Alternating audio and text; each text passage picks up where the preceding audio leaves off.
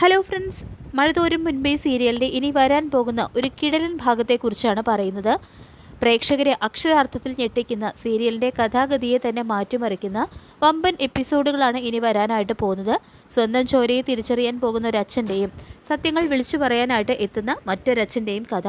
അലീനയുടെ അച്ഛനെ തിരിഞ്ഞുപോയ ബാലചന്ദ്ര മേനോൻ ഒടുവിൽ സ്റ്റാൻലി ജോസഫിൻ്റെ നിഗൂഢതകൾ നിറഞ്ഞ ബംഗ്ലാവിൻ്റെ വാതിലിലാണ് എത്തുന്നത്. അലീനയുടെ യഥാർത്ഥ അച്ഛനായ സ്റ്റാൻലി ജോസഫും ബാലചന്ദ്രമേനോനും തമ്മിൽ നടക്കുന്ന ആ അതിശയിപ്പിക്കുന്ന കൂടിക്കാഴ്ചയുടെ പൂർണ്ണമായിട്ടുള്ള വിവരങ്ങളിലേക്ക് നമുക്ക് പോകാം. അങ്ങനെ ബാലചന്ദ്ര മേനോൻ സ്റ്റാൻലി ജോസഫിൻ്റെ ഒരു വലിയ പഴയ ബംഗ്ലാവിൻ്റെ മുന്നിലെത്തുന്നു. അലീനയുടെ അച്ഛൻ ആരാണെന്ന സത്യം മനസ്സിലാക്കാനായിട്ട് ബാലചന്ദ്ര മേനോൻ്റെ വണ്ടി വന്ന് നിൽക്കുന്നത് ഇവിടെയാണ്.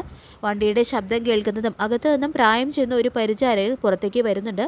ബാലചന്ദ്ര മേനോൻ അയാളോട് ചോദിക്കുന്നു, ഞാൻ മിസ്റ്റർ സ്റ്റാൻലി ജോസഫിനെ അന്വേഷിച്ച് വന്നതാണ്, അദ്ദേഹം ഇവിടെയുണ്ടെന്ന് ചോദിക്കുമ്പോൾ പരിചാരകൻ വിനയത്തോടെ മറുപടി നൽകുന്നുണ്ട്, അദ്ദേഹം അകത്തുണ്ട് സാർ, ഞാൻ പോയി അനുവാദം വാങ്ങിയിട്ട് വരാം, അതുവരെ സാർ ഇവിടെ വിശ്രമിക്കൂ എന്ന് പറയുന്നു. അങ്ങനെ അയാൾ അകത്തേക്ക് പോയ ഈ ഒരു സമയം ബാലചന്ദ്ര മേനോനാണെങ്കിൽ ആ വീടിൻ്റെ പരിസരമൊക്കെ വളരെ കൗതുകത്തോടെ വീക്ഷിക്കുന്നുണ്ട്. ഒരു പഴയ ആശുപത്രിയുടെ വരാന്ത പോലെ നീളമുള്ള വലിയൊരു മുൻവശമാണ് ആ വീടിനുള്ളത്. മേൽക്കൂരയെ താങ്ങി നിർത്തുന്നത് അനേകം ഭീമാകാരമായ മരത്തൂണുകളാണ്. എന്നാൽ അയാളുടെ ശ്രദ്ധ ഏറ്റവും കൂടുതൽ ആകർഷിച്ചത് മുറ്റത്തിൻ്റെ ഒരു കോണിൽ നിൽക്കുന്ന ഒരു വിചിത്രമായ കാഴ്ചയാണ്. ഏകദേശം 20 അടിയോളം ഉയരമുള്ള ഒരു കോൺക്രീറ്റ് തൂൺ, അതിന് മുകളിലായിട്ട് ഒരു ബഹുനിര ഫ്ലാറ്റിൻ്റെ മാതൃകയിൽ ഒരു മിനിയേച്ചർ പ്രാവിൻ്റെ കൂട് പണിതിരിക്കുന്നു. പ്രാവുകൾക്ക് അകത്ത് കയറാനും പുറത്തിറങ്ങാനും പാകത്തിൽ ചിരട്ടയുടെ വട്ടത്തിൽ ഡസൻ കണക്കിന് വാതായനങ്ങൾ അതിലുണ്ടായിരുന്നു. കൂടിൻ്റെ ഏറ്റവും മുകളിലായിട്ട് പ്രാവുകൾക്ക് ഒത്തുകൂടാനും യോഗം ചേരാനും പാകത്തിൽ ഒരു മേൽത്തട്ടം ഒരുക്കിയിട്ടുണ്ട്. അവിടെ ധാരാളം പ്രാവുകൾ ചിറകടിച്ച് നിൽക്കുന്നത് ബാലചന്ദ്രമേനോൻ ഇങ്ങനെ കുറേ നേരം നോക്കിക്കൊണ്ട് നിൽക്കുന്നു. പെട്ടെന്നാണ് ആ ശാന്തത തകർത്തുകൊണ്ട് വീടിൻ്റെ മറുഭാഗത്തു നിന്നും നായ്ക്കളുടെ ഭീകരമായിട്ടുള്ള കുര കേൾക്കുന്നത്. ആ അവിടേക്ക് നോക്കുന്ന ബാലചന്ദ്ര മേനോൻ ശരിക്കും ഞെട്ടിപ്പോകുന്നുണ്ട്. വലിയൊരു നിര തന്നെ നായ്ക്കൂടുകൾ അവിടെയുണ്ട്. ഒരു അപരിചിതനെ കണ്ടതുകൊണ്ട് അവരാണെങ്കിൽ അക്രമ സ്വഭാവത്തോടെ നിർത്താതെ കുറിച്ചുകൊണ്ടിരിക്കുകയാണ്. അപ്പോഴേക്കും അകത്ത് പോയ പരിചാരകൻ തിരിച്ചെത്തി ബാലചന്ദ്ര മേനോനെ അകത്തേക്ക് ക്ഷണിക്കുന്നു. നായ്ക്കളുടെ സാമ്രാജ്യവും ഭയന്ന് വെറിച്ച മേനോനും പരിചാരകൻ്റെ പിന്നാലെ ബാലചന്ദ്ര മേനോൻ ആ കെട്ടിടത്തിനുള്ളിലേക്ക് കടക്കുകയാണ്. പഴയ രീതിയിലുള്ള സെറ്റുകളും കസേരകളും മറ്റു വിലപിടിപ്പുള്ള ഫർണിച്ചറുകളും ഉള്ള മുറികൾ. ഒരു ചുവരിൽ ഇത് കലമാൻ്റെയും കാട്ടുപോത്തിൻ്റെയൊക്കെ കൊമ്പുകൾ അലങ്കാരമായിട്ട് വെച്ചിട്ടുണ്ട്. അടുത്തതായിട്ട് വീതിയുള്ള ഒരു ഇടനാഴി പോലെ തോന്നിച്ച മുറി, അതിൻ്റെ ഇരുവശത്തും ചുവരിനോട് ചേർന്ന് ഇരിപ്പിടങ്ങളും ഉണ്ട്. ഒടുവിൽ വിലപിടിപ്പുള്ള സോഫയും വലിയ ടിവിയും അലമാരകളും ഒക്കെയുള്ള പ്രധാന ഹാളിലേക്ക് കടന്നതും ബാലചന്ദ്ര മേനോൻ നടുക്കത്തോടെ ഒരു നിമിഷം സ്തബ്ധിച്ച് നിന്നു പോകുന്നുണ്ട്. കസേരകളിലും സോഫകളിലും പച്ച നിറമുള്ള വലിയ കാർപ്പറ്റുകളിലുമെല്ലാം യഥേഷ്ടം വിശ്രമിക്കുകയാണ് നായ്ക്കൾ. വിവിധ വലിപ്പത്തിലും വിവിധ വർഗത്തിലും വർണ്ണത്തിലും പെട്ട നായ്ക്കൾ.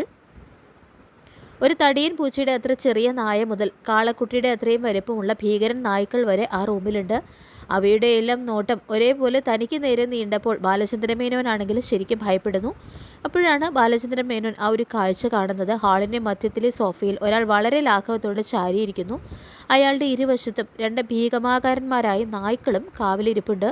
മുന്നിലെ ടീപ്പോയിന്മേൽ മദ്യക്കുപ്പിയും സോഡയും ഗ്ലാസും ഐസ്ട്രീയും കുറച്ച് കഴിക്കാനുള്ള സാധനങ്ങളുണ്ട്. അതിലൊരു തടിയൻ നായ അയാളുടെ മടിയിലേക്ക് തല വെച്ച് കിടക്കുകയാണ്.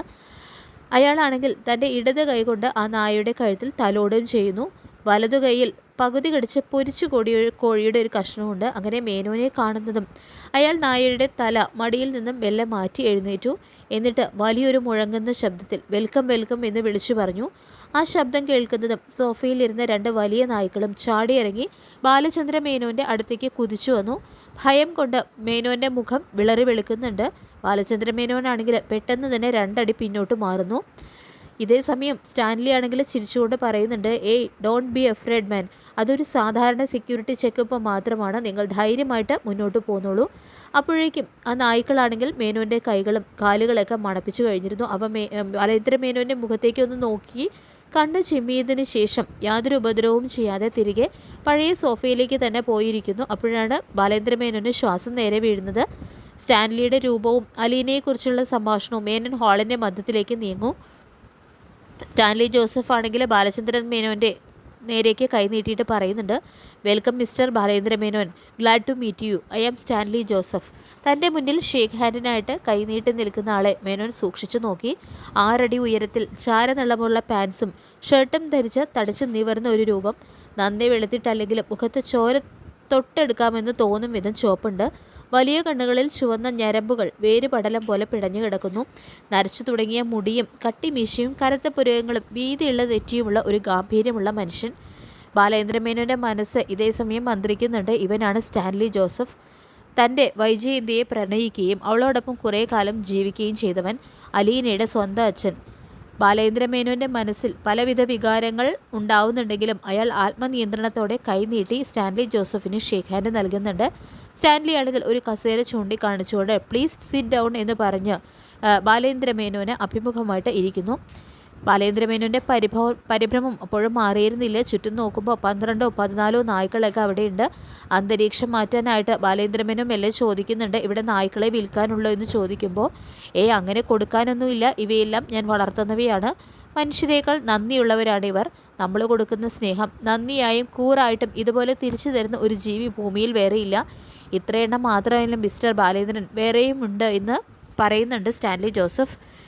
അതിന് ബാലേന്ദ്രമേനോൻ നൽകുന്ന മറുപടി സ്റ്റാൻലിയെ ആകർഷിക്കുന്നതായിരുന്നു. എൻ്റെ അത്ഭുതം അതല്ല, എനിക്കൊരു പെൺകുട്ടിയെ അറിയാം, പേര് അലീന. അവൾക്ക് നായ്ക്കളെ വലിയ ഇഷ്ടമാണ്. അവളെ വിളിച്ചാൽ അപരിചിതരായ നായ്ക്കൾ പോലും മതിൽ ചാടി വരും. റോഡിലൂടെ പോകുന്ന നായ്ക്കൾ അവളെ കണ്ടു കഴിഞ്ഞാൽ എവിടെയോ കണ്ട് മറന്ന പരിചയക്കാരെ പോലെ നോക്കി നിൽക്കും. ഇത് കേട്ടപ്പോൾ സ്റ്റാൻലിക്കാണെങ്കിൽ സംസാരിക്കാൻ വലിയ താല്പര്യമാവുന്നുണ്ട്. ഒരിക്കൽ വരുമ്പോൾ അവളെ കൂട്ടിക്കൊണ്ട് വരാനും സ്റ്റാൻലി ആവശ്യപ്പെടുന്നു. ഇത്രയും നായ്ക്കളെ കാണുന്നത് അവൾക്ക് സന്തോഷമാകുമെന്ന് സ്റ്റാൻലി പറയുന്നുണ്ട്. അപ്പോൾ ബാലേന്ദ്രമേനോൻ പറയുന്നുണ്ട്, തീർച്ചയായിട്ടും ഞാൻ അവളെ ഒരു ദിവസം ഇങ്ങോട്ട് കൂട്ടിക്കൊണ്ട് വരും. അതേപ്പറ്റി സംസാരിക്കാൻ വേണ്ടി തന്നെയാണ് ഞാൻ ഇപ്പോഴും ഇവിടേക്ക് വന്നത് എന്നും പറയുന്നു. അങ്ങനെ ബാലേന്ദ്രമേനോൻ്റെ ആ മറുപടി കേൾക്കുന്നതും സ്റ്റാൻലി ജോസഫ് പെട്ടെന്നൊന്ന് അമ്പരക്കുന്നുണ്ട്. ഒരു മുൻ പട്ടാളക്കാരൻ്റേതായ കരുതലും സംശയവും അയാളുടെ കണ്ണുകളിൽ മിന്നിമറയുന്നു. തുടർന്ന് സ്റ്റാൻലി ചോദിക്കുന്നുണ്ട്, അല്ല മിസ്റ്റർ ബാലേന്ദ്രൻ, താങ്കൾക്ക് എവിടെ വെച്ചാണ് എന്നെ പരിചയം? ഞാൻ ആദ്യമായിട്ടാണ് നിങ്ങളെ കാണുന്നത്. ഞാൻ ഇവിടെയുണ്ടെന്ന് എങ്ങനെ അറിഞ്ഞു എന്ന് ചോദിക്കുമ്പോൾ മേനോൻ പറയുന്നുണ്ട്, ഞാൻ നിങ്ങളുടെ പുനലൂരിലെ തറവാട്ടിൽ പോയിരുന്നു. അവിടെ നിന്നാണ് അഡ്രസ്സ് കിട്ടിയത്. 23 വർഷങ്ങൾക്ക് മുൻപുള്ള സ്റ്റാൻലി ജോസഫിനെ കുറിച്ച് മാത്രമേ എനിക്ക് കേട്ടറിവുള്ളൂ. താങ്കളെന്ന് ആഗ്ര കൻ്റോൺമെൻറ്റിൽ ലഫ്റ്റനൻ്റ് ആയിരുന്നു അല്ലേ എന്ന് ചോദിക്കുന്നു. ആഗ്ര എന്ന പേര് കേട്ടപ്പോഴത്തേക്കും തന്നെ സ്റ്റാൻലി ജോസഫിൻ്റെ നെറ്റി ചൊളിയുന്നുണ്ട്. അയാൾ പറയുന്നുണ്ട്, എനിക്കറിയാം, ഞാൻ ഓർമ്മിക്കുന്നുണ്ട് എന്ന് പറയുമ്പോൾ ബാലേന്ദ്രമേനോൻ തുടർന്ന് പറയുന്നുണ്ട്, അക്കാലത്ത് അവിടെ പാലാ സ്വദേശിയായ മേജർ ഗംഗാധര മേനോൻ ഉണ്ടായിരുന്നു. അദ്ദേഹത്തിൻ്റെ ഇളയ സഹോദരി വൈജയന്തി സെൻറ്റ് ക്ലയർ സ്കൂളിൽ ജോലി ചെയ്തിരുന്നു. നിങ്ങൾ അവളുമായിട്ട് പ്രണയത്തിലായിരുന്നു. ഗംഗാധര മേനോന് ഡൽഹിയിലേക്ക് ട്രാൻസ്ഫർ ആയപ്പോൾ വൈജയന്തി കൂടെ പോയില്ല. അത് നിങ്ങൾക്ക് കൂടുതൽ സൗകര്യമായി. നിങ്ങൾ വളരെ രഹസ്യമായിട്ട് അവളെ രജിസ്റ്റർ മാരേജ് ചെയ്തതിന് ശേഷം ആഗ്രയിൽ നിന്നും മാറ്റി താമസിപ്പിച്ചു. ഇതൊന്നും അവളുടെ വീട്ടുകാർ അറിഞ്ഞിരുന്നില്ല. ഒടുവിൽ ഗംഗാധര മേനോൻ അന്വേഷിച്ചെത്തിയപ്പോൾ വൈജയന്തി പൂർണ്ണ ഗർഭിണിയായിരുന്നു. അദ്ദേഹം അവളെ നാട്ടിലേക്ക് കൂട്ടിക്കൊണ്ടുപോയി. നിങ്ങളന്ന് നാട്ടിലേക്ക് അടിയന്തരമായിട്ട് ലീവിൽ പോയിരിക്കുകയായിരുന്നു. ഇത്രയും ബാലേന്ദ്രമേനോൻ പറയുന്നത് കേട്ടപ്പോൾ തന്നെ സ്റ്റാൻലി കസേരയിൽ നിന്ന് മുന്നോട്ട് ആഞ്ഞു ചോദിച്ചു, താങ്കൾ പറഞ്ഞതെല്ലാം ശരിയാണ്. അല്ല, താങ്കൾ ഗംഗാധര മേനോൻ്റെ ബന്ധുവാണോ എന്ന് ചോദിക്കുമ്പോൾ ബാലേന്ദ്രമേനോൻ പറയുന്നുണ്ട്, ഞാൻ ആരാണെന്ന് പിന്നെ പറയാം, ബാക്കി കൂടി കേൾക്കൂ. വൈജയന്തി പൂർണ്ണ ഗർഭിണിയായതിനാൽ മാനക്കേട് ഭയന്ന് വീട്ടുകാർ അവളെ തറവാട്ടിലേക്ക് കൊണ്ടുപോയില്ല. തിരുവനന്തപുരത്ത് രാവുണ്ണി മേനോൻ എന്ന ബന്ധുവിൻ്റെ വീട്ടിൽ താമസിപ്പിച്ചു. നിങ്ങളുടെ വിവാഹം നടത്തിത്തരാമെന്ന് പറഞ്ഞ് വീട്ടുകാർ അവളെ വിശ്വസിപ്പിച്ചു. എന്നാൽ നിങ്ങളെ അന്വേഷിച്ച് പുനലൂരിലെത്തിയ അവർ അറിയുന്നത് നിങ്ങൾ ഒരു വലിയ ആക്സിഡൻറ്റിൽപ്പെട്ട് എറണാകുളത്തെ ഹോസ്പിറ്റലിൽ കിടക്കുകയാണെന്നാണ്. അതിനുശേഷം നിങ്ങൾക്ക് എന്ത് സംഭവിച്ചു എന്ന് വൈജയന്തിക്കോ വീട്ടുകാർക്കോ അറിയില്ലായിരുന്നു എന്ന് ബാലേന്ദ്രമേനോൻ പറയുന്നുണ്ട്. അപ്പോൾ ഇത് കേട്ട് സ്റ്റാൻലി ആണെങ്കിൽ ഒരു സിഗരറ്റ് കത്തിച്ചുകൊണ്ട് പറയുന്നുണ്ട്, എനിക്ക് എന്ത് സംഭവിച്ചു എന്ന് ഞാൻ പറയാം. ഞാൻ 3 മാസത്തോളം കോമയിലായിരുന്നു. പിന്നീട് കുറേ കാലം പ്ലാസ്റ്ററിലും വീൽ ചെയറിലുമൊക്കെ ആയിരുന്നു. എനിക്ക് യാത്ര ചെയ്യാൻ പറ്റുന്ന അവസ്ഥയിലായപ്പോൾ ഞാൻ അന്വേഷണം നടത്തി. ഗംഗാധര മേനോൻ വൈജയന്തിയെ കൂട്ടിക്കൊണ്ടു പോയി എന്നാണ് എനിക്ക് വിവരം കിട്ടിയത്. അപ്പോഴേക്കും 5 മാസം കഴിഞ്ഞിരുന്നു. എൻ്റെ അനിയൻ ആൽബി വഴി അന്വേഷിച്ചപ്പോൾ നെയ്യാറ്റിൻകരയിലെ ഹോസ്പിറ്റലിൽ വെച്ച് രഹസ്യമായിട്ട് പ്രസവം നടന്നെന്നും കുട്ടി പ്രസവത്തോടെ മരിച്ചുപോയെന്നുമാണ് വിവരം ലഭിച്ചത്. പിന്നീട് ഞാൻ കൊല്ലപ്പിള്ളയിൽ ചെന്നപ്പോൾ അവരെന്നെ അപമാനിച്ച് ഇറക്കി വിട്ടു. ഗംഗാധര മേനോനെ ഡൽഹിയിൽ ചെന്ന് കാണാൻ നോക്കിയെങ്കിലും അയാൾ എനിക്ക് അനുവാദം തന്നില്ലെന്ന് മാത്രമല്ല എന്നെ ശ്രീനഗറിലേക്ക് സ്ഥലം മാറ്റുകയും ചെയ്തു. അതോടെ ഞാൻ ആ ഫയൽ ക്ലോസ് ചെയ്തു എന്ന് പറയുന്നുണ്ട് കേട്ടോ സ്റ്റാൻലി.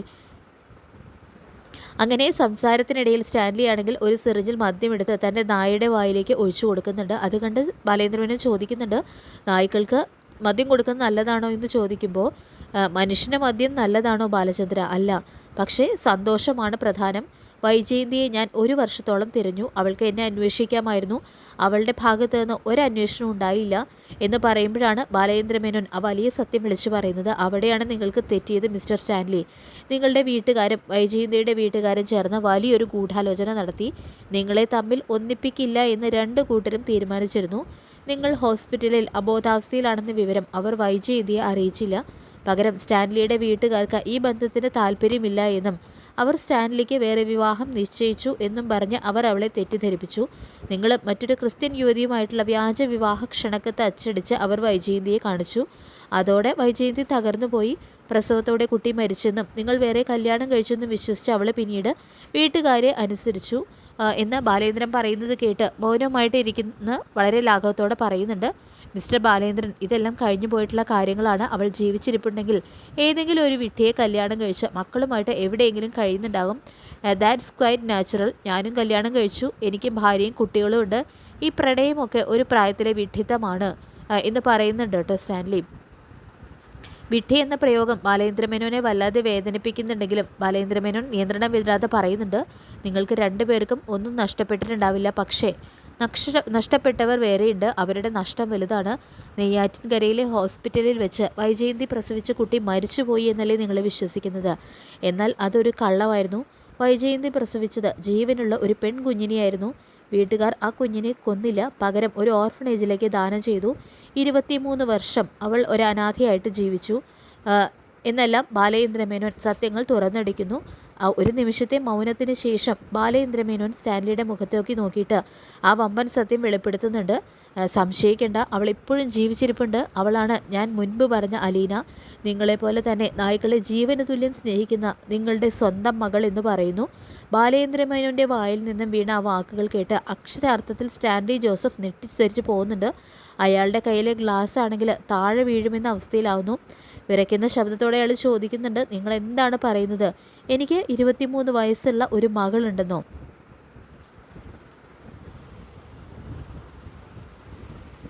അങ്ങനെ ബാലചന്ദ്ര മേനോനിൽ നിന്ന് തന്നെ സ്റ്റാൻലി ജോസഫ് തൻ്റെ മകളായ അനീലിയെക്കുറിച്ച് എല്ലാ കാര്യങ്ങളും അറിയുന്നു.